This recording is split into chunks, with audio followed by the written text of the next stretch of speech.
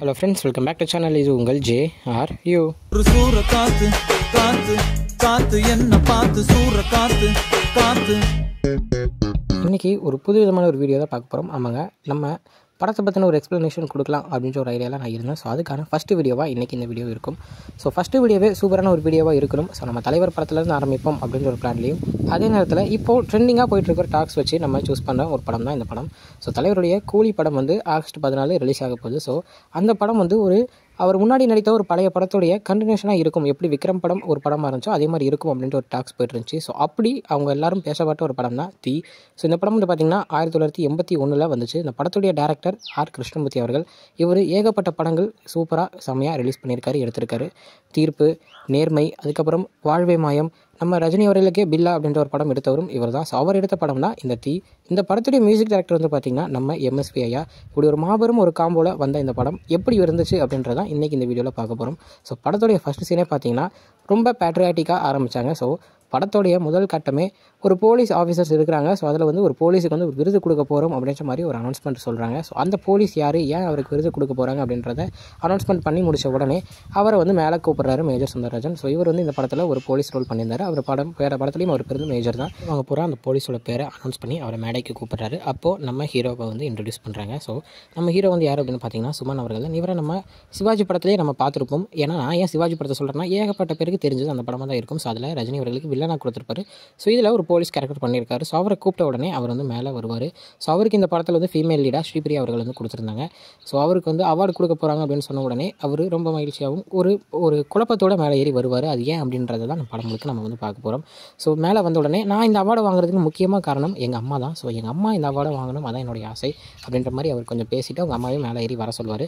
அவங்க அம்மாவும் வருவாங்க. அவங்க அம்மா கையிலையும் அந்த மெடல் வந்து கொடுப்பாங்க. அவங்க அம்மா எமோஷ்னலாக அவங்க பையனை பார்க்கும்போது என்னென்ன நடந்துச்சு, எதனால் இந்த அவார்டு, எதுக்காக இந்த அவங்க பையனுக்கு அவார்டு கொடுக்குறாங்க, எதனால் அவங்க இப்படி இருக்காங்க, என்னதை அவங்க இழந்தாங்க அப்படின்றத அவங்க நினச்சி பார்க்குறதா இந்த முழு கதையாக வந்து படத்தில் வந்து காமிச்சிருந்தார் டேரக்டர். ஸோ அப்படியே நம்ம படத்துடைய ஃப்ளாஷ்பேக்குள்ளே போனோம்னா அங்கே தான் வந்து படத்துடைய கதையே ஸ்டார்ட் ஆகுது. ஃப்ளாஷ்பேக்கோட ஃபஸ்ட்டு சீனே ஒரு போராட்டம் நடக்குது. அந்த போராட்டத்தை ஒருத்தர் மேடையில் நின்று முன்னிலையில் நடத்துகிறாரு. ஸோ அவருடைய பேர் ராமையா. படத்தில் அவருடைய உண்மையான பேர் வந்து பார்த்திங்கன்னா ஏவிஎம் ராஜன். ஸோ இவர் வந்து யார் அப்படின்றத லைட்டாக ஒரு சின்ன ஸ்பேஸில் காமிச்சிருப்பாங்க. நம்ம இப்போ அவார்டு வாங்குற அந்த போலீஸும் அவங்க அம்மாவும் இருக்காங்க இல்லையா, ஸோ அவர் வந்து இவருடைய ஃபேமிலி தான் அப்படின்ற மாதிரி காமிச்சிருப்பாங்க. ஹார்பரில் வேறு சில கூலிகளுக்கு இவர் வந்து ஒரு ஹெட்டாக இருக்கார். ஸோ அங்கே நடக்கிற ஒரு சின்ன விஷயத்தை தட்டி கேட்டு அவங்களுக்காக போராட்டம் பண்ணிகிட்டு இருக்காரு. இவர் போராட்டத்தை தலைமையில் என்னென்னு பண்ணுறனால இவருக்கு என்னென்ன நடக்குது, என்னென்ன மாறுது கதைகளில் அப்படின்றத அந்த படத்துடைய முழு கதையுமே அடங்கியிருக்கு. ஸோ இவர் இந்த போராட்டம் பண்ணுறதை அங்கேருந்து வில்லன்கள் வந்து கேட்டுகிட்டு இருப்பாங்க. வில்லனா எவர்கிரீன் வில்லன் அப்படின்னு தான் சொல்லணும். நம்ம அசோகன் அவர்கள் தான் இந்த படத்துலையும் வில்லன்களோட கொடுத்துருப்பாரு. ஸோ அவர் இந்த மாதிரி போராட்டம் நடக்கிறத அங்கேருந்து கவனிச்சிக்கிட்டு இருப்பார். இந்த மாதிரி போராட்டம் நடக்கிறத எப்படியாச்சும் தடுத்து நிப்பாட்டணும் அப்படின்னு அவங்க பேசிக்கிட்டு இருப்பாங்க, அவரும் அவருடைய கூட்டாளிகளும். ஸோ இதில் இவருடைய ரோல் பேர் வந்து பார்த்திங்கன்னா மதன் அப்படின்ற ஒரு பேரில் தான் இவர் நடிச்சிருப்பார். ஸோ இதை எப்படி நிப்பாட்டலாம் அப்படின்னு யோசிக்கும் போது அவருடைய வீக் பாயிண்ட் என்ன இருக்கோ அதை நம்ம கண்டுபிடிச்சி அதை யூஸ் பண்ணி தான் நம்ம வந்து நிப்பாட்டி ஆகணும். நீ அவனை கூப்பிட்டுட்டோம் அப்படின்னு சொன்ன உடனே அவரை கூப்பிட்டு வந்து அவருடைய ஃபோட்டோவை காமிச்சு அவர்கிட்ட கையெழுத்து வாங்கிடுவாங்க. அதாவது உங்கள் ஃபேமிலி ஃபோட்டோவை காமிச்சு அவர் கையெழுத்து வாங்கிடுவாங்க. உன்னுடைய ஃபேமிலி வந்து எங்கள் கையில் தான் இருக்குது, நீ இப்போ கையெழுத்து போடலைன்னா உங்கள் ஃபேமிலியை கொண்டுருவோம் அந்த மாதிரி சொல்லி அவரை பிளாக்மெயில் பண்ணி கையெழுத்தும் வாங்கி அவர் வெளியே அனுப்பிச்சிருவாங்க. அவர் வெளியே வந்து அவங்களுடைய கூட வேலை செய்கிற கூலிகள் கிட்ட என்ன சொல்கிறதுன்னு தெரியாமல் ஒரு தயக்கத்தோடு நின்றுட்டு இருப்பார். கடைசியில் உண்மையும் சொல்லிடுவார். உண்மையை சொன்ன உடனே அங்கே இருக்கிற கூடயே வேலை செஞ்ச மற்ற கூலிகள் அவர் அடித்து போட்டு போயிடுவாங்க. அவரும் நம்மளை நம்பி இருந்தாங்க, நம்ம அவங்களுக்கு துரோகம் செஞ்சுட்டோமே அப்படின்ற ஒரு மன உளைச்சல்லையே அந்த ஊரை விட்டு வெளியே போயிடணும் அப்படின்ற ஒரு முடிவு பண்ணி அவர் குடும்பத்தை விட்டுட்டு ஊரை விட்டே வெளியே ஓடிடுவார். இதனால் அவர் குடும்பம் ரொம்பவுமே பாதிச்சு போயிடும். அந்த பசங்களை படிக்க வைக்க முடியாமல் அவங்களும் ரொம்ப கஷ்டப்பட்டுட்டு இருப்பாங்க.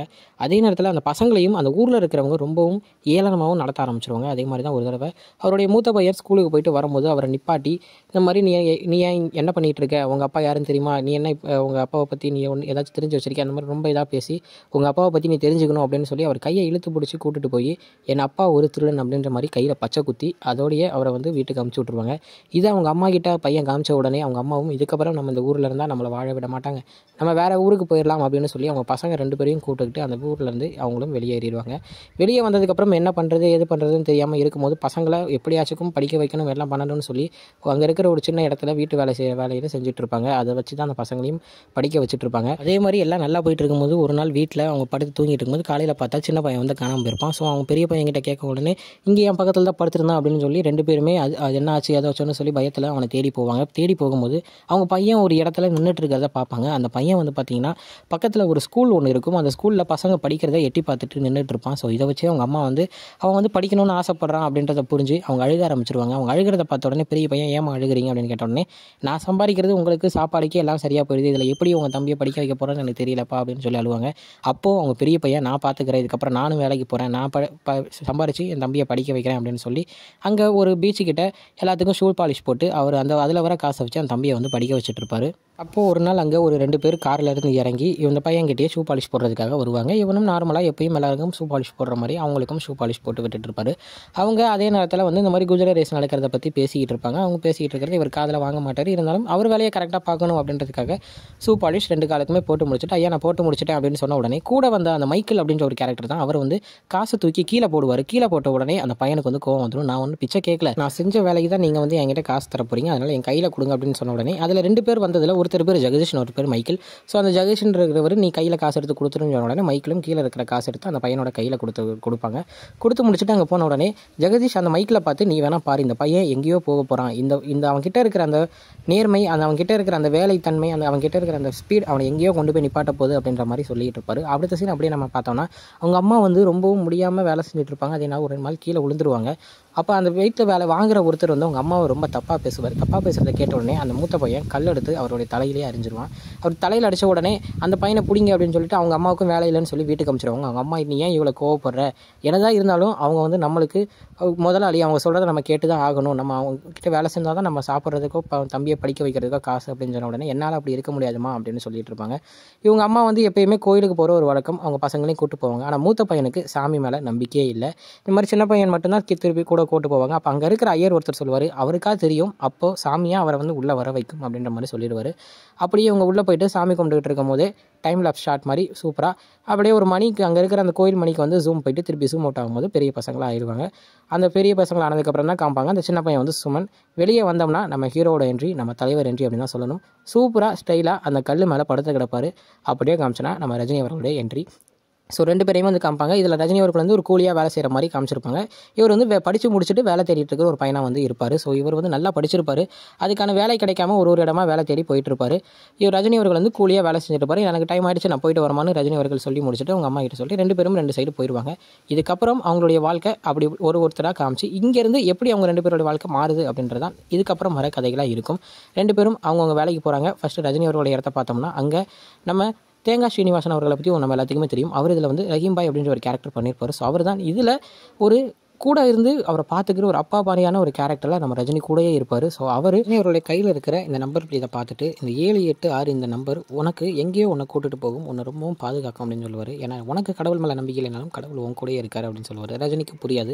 இந்த மாதிரி எங்கள் முஸ்லீம்கள் மதத்தில் வந்து இந்த நம்பரை நாங்கள் சாமியாக கும்பிடுறோம் அப்படின்ற மாதிரி சொல்லி அதை பற்றி எக்ஸ்பிளைன் பண்ணிக்கிட்டு இருப்பார். ஸோ ரஜினியும் அதை பற்றி கேட்டுட்டு இருப்பார். இந்த நம்பர் பிளேட்டும் ரஜினிக்கு ரொம்ப லக்கியான ஒரு நம்பர் பிளேட்டாகவும் இருக்கும். அது முடிஞ்ச உடனே ஒரு சின்ன சாங் மாதிரியான ஒரு சீக்வன்ஸ் வந்து வரும். ஒரு என்ட்ரி சாங் விஸ்வநாதன் ஐயா சூப்பராக பாட்டை வந்து போட்டிருப்பாரு. ஸோ அந்த சாங் முடிஞ்ச உடனே தான் தெரியும் வில்லன் அவருடைய என்ட்ரி கொடுப்பாங்க. வில்லன் என்ட்ரி வந்துட்டு இந்த மாதிரி அந்த மதன் கேரக்டர் சொன்னாங்க இல்லையா. ஸோ அவர் வந்துட்டு அவங்க வந்து இந்த மாதிரி வேலை செய்கிறவங்க கிட்ட இருந்து மாமூல் வாங்கிட்டு இருப்பாங்க. அந்த மாமூல் கெட்ட சொல்லும் போது எல்லாரும் லைனில் போயிட்டு மாமூல் கெட்டுவாங்க. அப்போது அந்த 3ஆவதாக கூட இருக்கிற ஒருத்தர் வந்து நான் இந்த மாமூலை கெட்ட மாட்டேன், இதை ஊருக்கு அனுப்பிச்சா தான் எங்கள் அம்மா வந்து எல்லாத்துக்கும் சாப்பாடு கொடுக்க முடியும், எங்கள் அக்காவுக்கு கல்யாணம் நடத்த முடியும் அப்படின்ற மாதிரி சொன்ன உடனே அந்த மாமூல் வாங்க வந்த ஆள் அவரை தள்ளி விட்டு அந்த காசு எல்லாத்தையும் தூக்கி போட்டுருவார். இவர் காசு எடுக்க போகிற நேரம் அங்கே வர லாரி அடித்து செத்துருவார். ஸோ இதை பார்த்துட்டு ரஜினியும் அந்த ரஹீம் பாயும் ரொம்பவும் சேடாகிட்டு அவங்க வந்து உட்காந்து பேசும்போது ரஜினிகிட்ட 25 வருஷமாக நானும் இங்கே வேலை செஞ்சுட்ருக்கேன், ஆனால் ஒருத்தருமே அவங்கள எதிர்த்து கேள்வி கேட்க முடியல, ஒவ்வொரு வாரமும் நம்மளும் மாமல் கட்டிட்டு தான் இருக்கோம் அப்படின்னு சொன்னோடனே நான் கேட்குறேன், நான் அடுத்த வாரம் வரட்டும் அப்போ நீங்கள் பார்ப்பீங்க அப்படின்னு சொல்லிட்டு ரஜினி போயிடுவார். அப்படியே நம்ம கதையை வந்து இங்கே நிப்பாட்டிட்டு அந்த சைடு போனோம்னா தம்பி அவர்கள் ஒரு கடையாக ஒரு ஆஃபீஸாக ஏறி இறங்கி வேலை தேடிட்டு இருக்கிறத வந்து காமிப்பாங்க. ஸோ இதே நேரத்தில் அப்படியே தள்ளி போது அடுத்த வாரமும் வந்துருச்சு. அடுத்த வாரம் ரஜினி அவர்கள் அதே லைனில் போகும்போது இல்லை நான் கெட்ட முடியாது அப்படின்னு சொல்லிட்டு ஸ்டைலாக அந்த சிகரெட்டை தூக்கி வாயில் போட்டு போட்டுட்டு போயிட்டே இருப்பார். அந்த இடத்துல அவர் அடிச்சு போட்டு போயிடுவார். இது வில்லன் கேங்க்கு வந்து போயிடும். இந்த மாதிரி இன்றைக்கி ஒருத்தர் கை வாங்கினா நாளைக்கு எல்லாரும் சேர்ந்துப்பாங்க, நீ அவனை முடிச்சு கட்டிடு அப்படின்னு சொன்ன உடனே ரஜினி தேடி திருப்பி அவங்க ஹார்பருக்கே வருவாங்க. ஹார்பருக்கு தேடி வந்த உடனே ரஜினியை பார்த்து தேடிட்டு இருக்கும்போது ரஜினி அங்கே இருக்க மாட்டார். உடனே இவர் தேங்காய் ஸ்ரீனிவாசனை பிடிச்சி அவர்கிட்ட விசாரிப்பாங்க. அவருக்கு எனக்கு தெரியாதுன்னு சொல்லிட்டு எஸ்கேப் போயிடுவார். ரஜினி கிட்ட அவரும் போயிட்டு நீ அவங்க கண்ணில் மாட்டிடாத, உன்னை கொலை பண்ணுறதுக்காக அவங்க காத்துக்கிட்டு இருக்காங்கன்னு சொன்னோன்னே ரஜினி சரின்னு சொல்லிட்டு நேராக அந்த வில்லன் இருக்கிற இடத்துக்கே போயிட்டு அவரை அடிச்சு போட்டு அவர் அந்த குரூப் கேங்குக்கு ஒரு தலைவன்ற மாதிரி ஒரு ரோல் வந்து கிடைக்கும். ஆனால் அவர் வந்து அதை ரஜினி வந்து அதை எதிர்பார்க்க மாட்டார். வீட்டுக்கு போனால் அவங்க அம்மா வந்து நீயும் இப்போ ஏன் இப்படி பண்ணிக்கிட்டு இருக்க, இந்த மாதிரி ரவுடி ஆகிறதுக்கு அவனை பார்த்தேன் அப்படின்ற மாதிரி திட்டுவாங்க. உடனே அவர் வந்து என்னால் மற்றவங்களுக்கு பயந்து எந்த இதுலையும் கையெழுத்து போட முடியாது அப்படின்னு சொல்லி அவங்க அப்பா பண்ணதை சொல்லி காமிக்கிற மாதிரி காமிச்சிடுவார். இது அவங்க அம்மாவுக்கு ரொம்பவுமே மன உளைச்சலை ஏற்படுத்திடும். அடுத்த நாள் அப்படியே திருப்பி அதே இடத்துக்கு ஹார்பருக்கு வேலைக்கு போவார். அவர் அன்னைக்கு முந்தின நாள் பண்ண செயல் அவருடைய வாழ்க்கையை இன்றைக்கி மாற்ற போகிற மாதிரி ஒரு கார் வந்து நிற்கும்.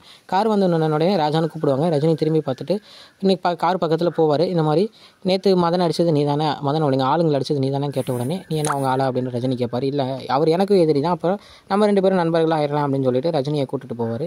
கூட்டிகிட்டு போகும்போது ரஜினிக்கு தெரியும் அந்த ஒரு நம்ம ஃபர்ஸ்ட் சீனில் பார்த்தோம்னா ஷூ பாலிஷ் போட வந்த ஆள் தான் இந்த திருப்பி வந்திருப்பார் ஜெகதீஷ், அவர் தான். ஸோ ரஜினி பார்த்துட்டு திருப்பி அவர் கூட போவார். அங்கே போய்ட்டு அவர் எக்ஸ்பிளைன் பண்ணுவார். இந்த மாதிரி நான் ஒரு தங்க கடத்தல் பண்ணிகிட்டு இருக்கேன், எனக்கு வெளிநாட்டிலேருந்து தங்கங்கள் வரும், அந்த தங்கங்களை இங்கே இருக்கிற மதன் கேங்கும் போலீஸ் கேங்கும் என்கிட்ட இருந்து புழுங்கிறதுக்கு பிளான் பண்ணிகிட்டு இருக்காங்க. அதை எல்லாத்தையும் தடுத்து நிப்பாட்ட ஒரு கரெக்டான ஆளுக்கு தான் நான் தேடிட்டு இருக்கேன், நீ அந்த ஆளாக இருப்பேன்னு எனக்கு தெரியும், என் கூட சேர்ந்துரு அப்படின்னு சொல்லி காசை தூக்கி போடுவார். ரஜினி உடனே அதை பார்த்து மறைச்சிட்டு அவரை பார்த்து நீங்கள் ஒரு கொஞ்சம் வருஷத்துக்கு முன்னாடி ஒரு பையன் கிட்ட போய் ஷூ பாலிஷ் போட போனீங்க, அப்போ அந்த ஷூ பாலிஷ் போட்ட பையன் காசு கீழே தூக்கி போட்டதுக்கு உங்ககிட்ட காசை வாங்க மாட்டான்னு சொன்னால அப்படின்னு சொன்னோடனே உனக்கு எப்படி தெரியும் அந்த பையன் நான் அப்படின்னு ரஜினி சொன்ன உடனே ஷாக் ஆகிட்டு அந்த காசை டேபிளில் போட்ட காசை எடுத்து ரஜினி கையில் கொடுப்பாரு. உடனே ரஜினியும் வாங்கிட்டு வேலை செய்ய ஒத்துக்கிட்டு போயிடுவார். அப்படி நம்ம இந்த சைடு வந்தோம்னா ரஜினி அவருடைய தம்பியை வந்து ஸ்ரீபிரியா அவர்களை வந்து லவ் பண்ணுறதை சொல்லியிருக்கோம்ல. ஸோ ஸ்ரீபிரியா அவங்க அப்பா தான் வந்து அந்த ஊருடைய கமிஷனராக இருப்பார். ஸோ அவரை மீட் பண்ணுறதுக்காக கூட்டு போயிருந்தப்போ நீங்கள் வந்து ஏன் வேலைக்கு வந்து தேடிட்டு இருக்கீங்க, நீங்கள் போலீஸ்க்கு ட்ரை பண்ணலாமே அப்படின்னு சொல்லி அவர் சொல்லுவார். நான் ஏன் எப்படிங்க அப்படின்னு கேட்ட உடனே உங்களுக்கு அதுக்கான ஃபிசிக்கு உங்களுக்கு அதுக்கான ஹைட் எல்லாமே இருக்குது, நீங்கள் போலீஸுக்கு ட்ரை பண்ணுங்கன்னு சொல்ல உடனே ரஜினி அவரோட தம்பியும் ஓகேன்னு சொல்லிட்டு போலீஸுக்கு ட்ரை பண்ணி அந்த அதுக்கு ஏற்ற எல்லா வேலையும் செய்ய ஆரம்பிச்சிருவார். இந்த பக்கம் நம்ம ரஜினி அவருடைய கேங்கை பார்த்தோம்னா இங்கே ஃபஸ்ட்டு ப்ராஜெக்ட்டுக்காக எல்லாம் ரெடி பண்ணிட்டு இருப்பாங்க. ஸோ அப்போ கேங் எல்லாரும் உட்காந்துருக்கும் போது இந்த மாதிரி இவர் வந்து ஒரு காசு எடுத்துகிட்டு போயிட்டு இந்த காசை போயிட்டு கொடுக்கும்போது அந்த கேங் வந்து நம்மளுக்கு தங்கத்தை கொடுப்பாங்க அப்படின்னு சொல்லி எல்லாருக்கிட்டையும் எக்ஸ்பிளைன் பண்ணிட்டு இருப்பார். அப்போ ரஜினி நீங்கள் என்ன வந்து எதுக்கு கூப்பிட்டு வந்தீங்க, ஜஸ்ட்டு காவல் காக்கிறதுக்காகவா, இல்லை நானே தனியால் போய் இந்த வேலையை முடிச்சு காமிக்கிறேன் அப்படின்னு சொல்லிட்டு அந்த காசை வாங்கிட்டு வேலையை முடிக்கிறதுக்காக கிளம்புவார். அப்போ கிளம்பி அங்கே போகும்போது லிஃப்ட்டில் போகும்போது அவர் வந்து அவருடைய எதிரியான மதன் அவரை வந்து பார்ப்பார். ஸோ அப்போ ஒரு பிளான் பண்ணுவார் ரஜினி, அந்த காசை இவர்கிட்ட நான் உங்ககிட்ட வந்து இந்த காசை கொடுத்துட்றேன், ஏன்னா மதனுக்கு வந்து இதுதான் அவருடைய பையன்னு தெரியாது. ஸோ தெரியாத மாதிரி பேசிக்கிட்டு இருக்கும்போது ரஜினி அவர்கள் வந்து இந்த இதை வந்து நான் உங்ககிட்ட கொடுக்குறேன், நீ தங்கத்தை திருடிக்கோ, எனக்கும் அவருக்கு எந்த இதுவும் கிடையாது, நீ எனக்கு எவ்வளோ தருவேன்னு கேட்ட உடனே நான் உனக்கு 5 லட்ச ரூபா தரேன்னு சொல்லி அவர் மதனும் பேசுவார். ரஜினியும் சரின்னு சொல்லிட்டு அவர் கூடயே இருந்து அந்த மதனுடைய ஆட்களும் போயிட்டு சேஃபாக தங்கத்தை வாங்கிட்டு வந்துடுவாங்க. அந்த காசு எல்லாத்தையும் கொடுத்து வாங்கிட்டு வந்ததுக்கப்புறம் ரஜினி இவர்கிட்ட 5 லட்ச ரூபாய் வாங்கிட்டு மதனோட ஆட்களையே போட்டு தள்ளிட்டு தங்கத்தை எல்லாத்தையும் எடுத்துக்கிட்டு ஜெகதீஷ்கிட்டே வந்துடுவார். ஸோ அந்த 5 லட்ச ரூபாயும் ரஜினிக்கே வந்துடும். ஜெகதீஷ்கிட்ட கொண்டு போய் கொடுத்தனால ஜெகதீஷ் கொடுக்குற காசும் ரஜினிக்கிட்டே வந்துடும். மிகப்பெரிய பணக்காரனாக ரஜினியும் ஆகிடுவார். அவங்க அம்மாவுக்காக பெரிய ஒரு பங்களா, காரு எல்லாமே சூப்பராக ரெடி பண்ணி அவங்க அம்மாவையும் அந்த வீட்டுக்கு கூட்டு போவாங்க. ஆனால் அவங்க அம்மாவுக்கு ஒரே கேள்வியில் நீ எதுவும் தப்பான வேலை செய்றியா அப்படின்னு கேட்பாங்க. ரஜினி இல்லைம்மா அப்படின்னு சொல்லி போய் சொல்லிடுவார். அப்படியே பார்த்தோம்னா அவன் தம்பி வந்து எல்லாம் படித்து முடிச்சுட்டு எல்லாம் முடிச்சுட்டு வந்துட்டு எனக்கு வந்து போலீஸில் வந்து வேலை கிடச்சிருக்கு, நான் ட்ரைனிங்காக 4 மாதம் போன முடிச்சோடனே ரஜினிக்கு ஒரே ஆச்சரியமாயிடும். ஏன்னா அண்ணன் வந்து ஸ்மக்லிங்கில் இருக்கும்போது தம்பி போலீஸ் ஆகிட்டா என்ன பண்ணுறது அப்படின்ற மாதிரி ரஜினி யோசிச்சுட்டு இருப்பார். அதே நேரத்தில் சரி தம்பியும் படிக்கணும் அப்படின்னு சொல்லி அவரையும் ட்ரைனிங்காக அமுச்சு விட்ருவாங்க. ட்ரைனிங்காக அமுச்சு விட்டுட்டு வந்ததுக்கப்புறம் இங்கே இவங்க கேங்காக உட்காந்து பேசிகிட்டு இருக்கும்போது நம்ம எப்படி அந்த கேங்லேருந்து ஒருத்தர் நம்ம டீமில் இருந்து எல்லாத்தையும் சொல்லிக் கொடுத்தாங்களோ நம்ம அந்த வில்லன் கேங்கில் ஒருத்தரை உட்கார வைக்கணும் அப்படின்னு சொல்லி பேசி ரஜினி கேங்கில் இருக்கிற ஒருத்தரை அந்த டீமுக்கு அனுப்பி விடுவாங்க.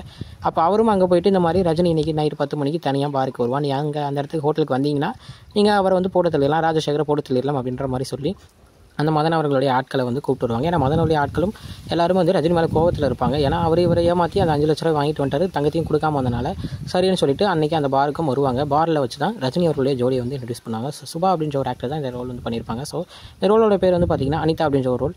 ஸோ இவங்க வந்து ரஜினியோட ஜோடியாக இந்த படத்தில் வந்து கொடுத்துருக்காங்க.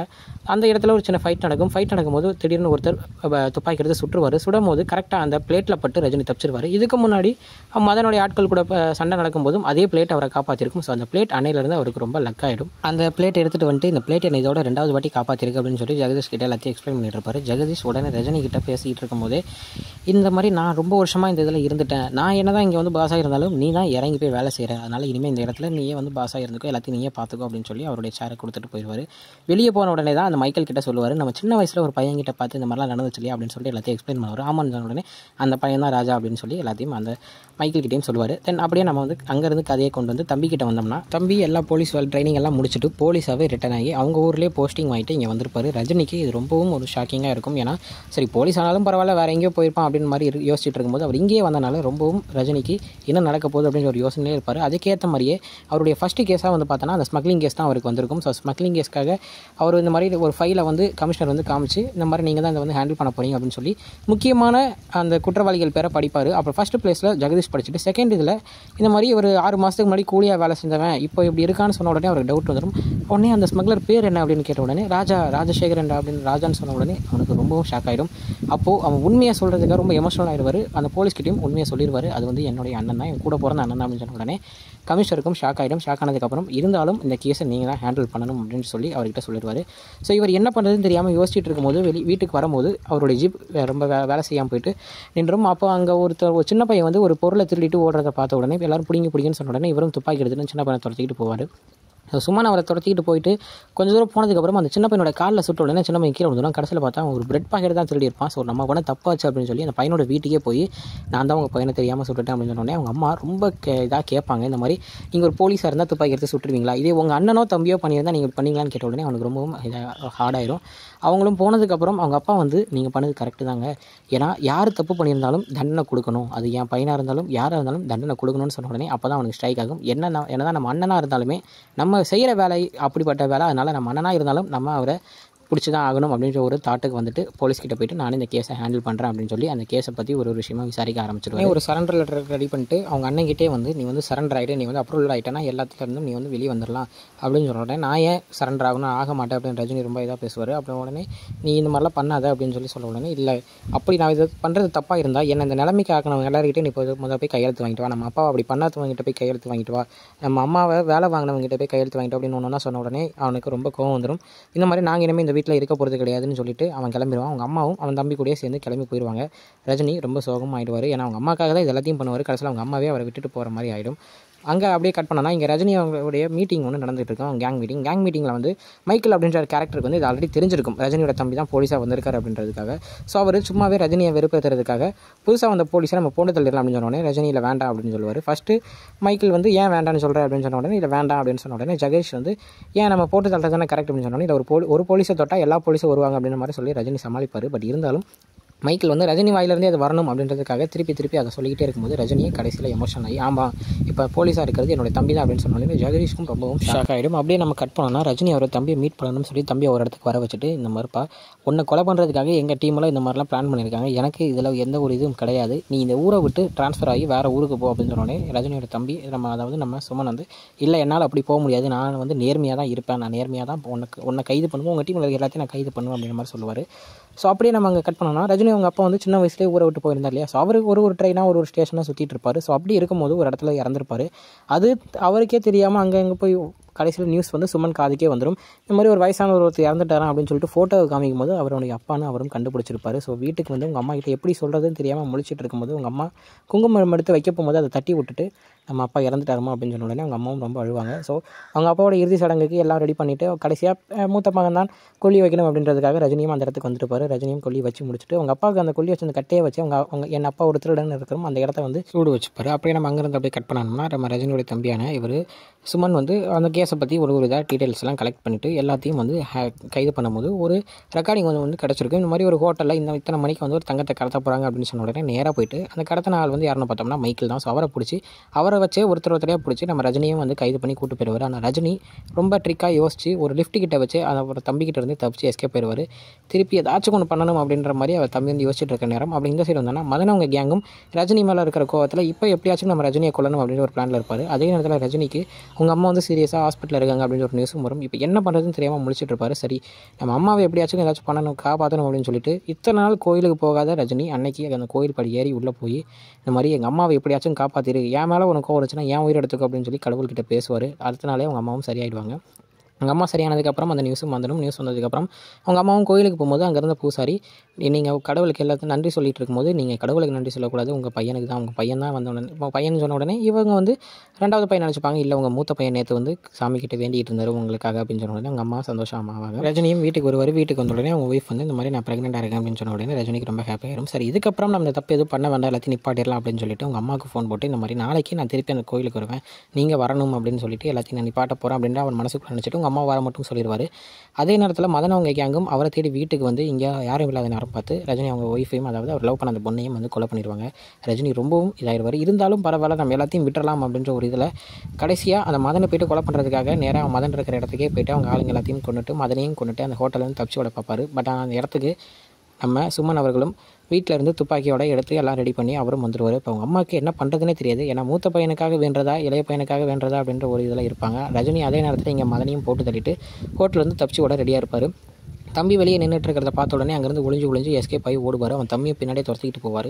அவர் ஓடிட்டு இருக்கும்போது ஒரு கம்பியில் இடிச்சு அவர் லக்கியான அந்த பிளேட் வந்து கீழே விழுந்துடும். அந்த பிளேட் எடுக்கிறது எவ்வளவோ கஷ்டப்படுவார், ஆனால் எடுக்கவே முடியாது. ஏன்னா ஒவ்வொரு வாட்டி அவர் மேலே புல்லட் படும்போது அந்த பிளேட்டில் பட்டு தான் தப்பிச்சுக்கிட்டு இருந்தார். ஸோ எப்படியாச்சும் எடுத்து நம்ம ட்ரை பண்ணிட்டு இருக்கும்போது அவர் தம்பி வந்து பக்கத்தில் வந்து நீ சரண்டர் ஆகிட அப்படின்னு சொன்னோடனே எனக்கு ஒரே ஒரு வேலை இருக்குது, அந்த வேலையை முடிச்சுட்டு நானே வந்து சரண்டர் ஆகிறேன் அப்படின்னு ரஜினி சொல்லுவார். ஆனால் தம்பி வந்து நம்ப மாட்டார். இல்லை நீ என் கூடயே வா அப்படின்னு சொன்னோடனே துப்பாக்கியை தள்ளி விட்டுட்டு ரஜினியும் அந்த இடத்த விட்டு ஓடுவார்.